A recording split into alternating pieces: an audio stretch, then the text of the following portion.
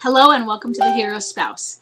I'm Kendra Ruth, here to answer one of your questions about midlife crisis and marriage.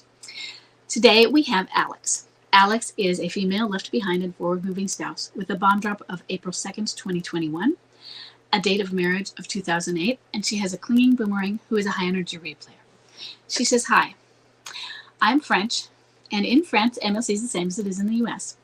Bomb drop was April of 2021, and he said, I don't know who I am. I don't know where is my place. I think I don't love you. There was anger, confusion, and depression, video games, and chats. In the fall of 2021, there was the other woman, the alienator. She was the friend's mother of, so my daughter's friend's mother, and she's married. He left the house for 4 months. He rented an apartment. But all day, he was at home, and he's very depressed. March of 2022, he came back home. During that year, there was confusion and depression, poor sleep, but he was trying to do better. But he wasn't connected to me. I don't know if the alienator was there. He said no, but, and then she does but, ... April of 2023. She said, I think it's better. He smiles. He's more emotional with me and the children. But then, summer 2023. So just this past summer. I love you, but I'm not in love with you. I'm leaving to be myself. To be myself again. September 2023, he rented an apartment, but I see him every day at home like it's normal. October of 2023, the alienator leaves her husband, and that weekend they play big family with her children and mine. He says he's in love. I told him to stop calling me every day. Is that a mistake? No, it's not. You set a boundary, but I want there to be something around that boundary. I don't want that just to be, you're with her, stop calling me, that's disgusting, you should know better, that sort of thing. I want there to be an out. I want there to be, you've chosen this. Not you've choosing her over me, but it's, you have chosen this inappropriate relationship. I want it highlighted. You've chosen not her, but something inappropriate. We define it as something inappropriate. You've chosen something inappropriate that is not allowed in marriage. You've chosen a life. I don't know if it's a lifestyle, but you've chosen something in life that is damaging to your children and your wife. So damaging to every piece of your family, every fiber of it. And as long as you are continuing to choose that and have that in your life, don't contact me. But when you choose to be appropriate, that is an appropriate parent and an appropriate spouse. And if he's not into the spouse piece, that's why I said parent. You choose to be an appropriate member of this family that shows respect. And that means respect to the people in it and respect for the damage you've already done and how what you're doing now is just caused more. You could show some awareness and then respect. He has to be aware. I don't want to hear from you. Don't call me. Don't text me. Don't send me anything on Facebook. I don't need to hear from you, but I would love to hear from you. As soon as you choose an appropriate style for your life, as soon as you choose an appropriate path for your life. He might come in saying, you don't get to choose. You're right. I don't. But I do get to choose who's in my life. And right now, you are choosing that it's not going to be me. Because I don't allow people that are acting out as you are in my life. I love to have you in it. But you're toxic.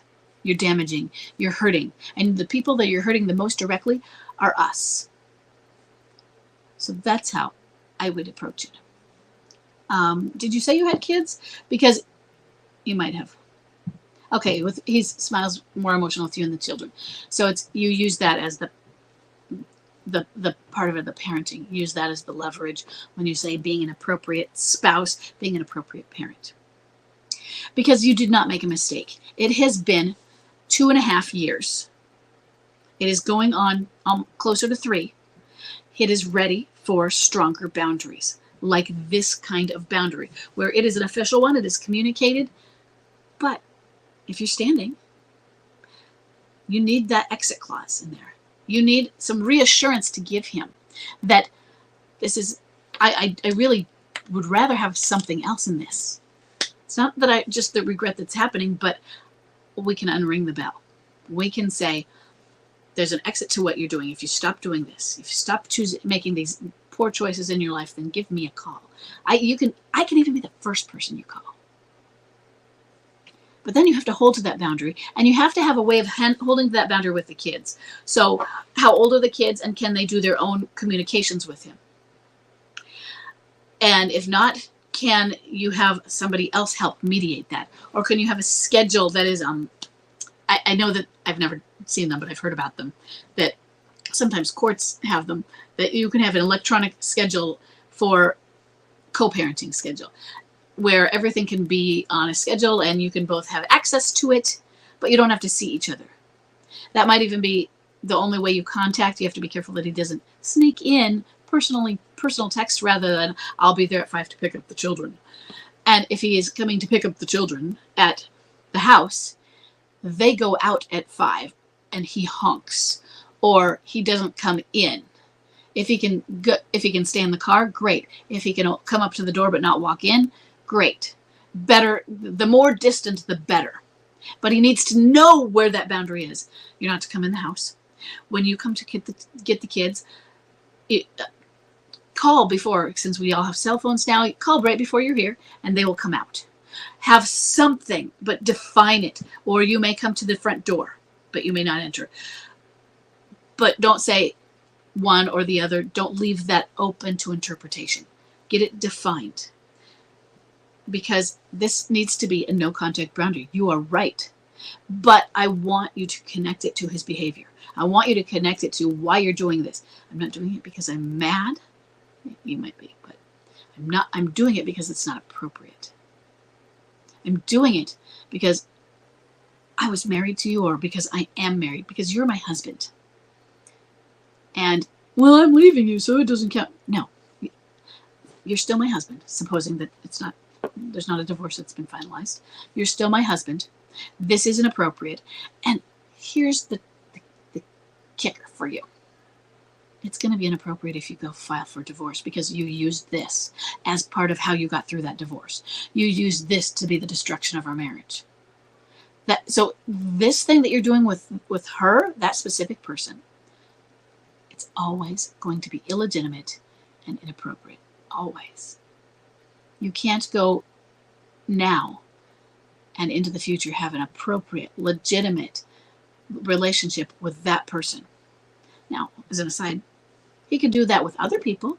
He's left you and you've divorced, standing or not, and it's been 8 years. He could go have a girlfriend, and she might be a perfectly lovely lady. She's not pulling him away from you, and it might be a valid and real relationship. He just didn't come home to you.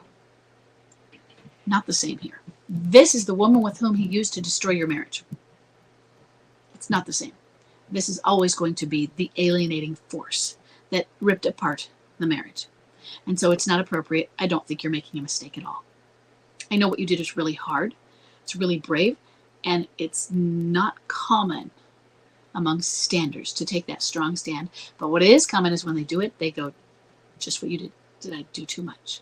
I don't think so. It might have been the mistake if you just did it and lashed out at it. So if you still have an in for, you said stop calling me every day. I think it needs to be stronger and more clear. It's not just stop calling me every day. Stop calling me until. Or stop calling me and when you choose different. You may call me. So I think I've made it harder for you. And I mean a stronger boundary. But I think that he's shown that he wants to be in your life. So you add that reassurance that it is an exit clause boundary. You may call me when.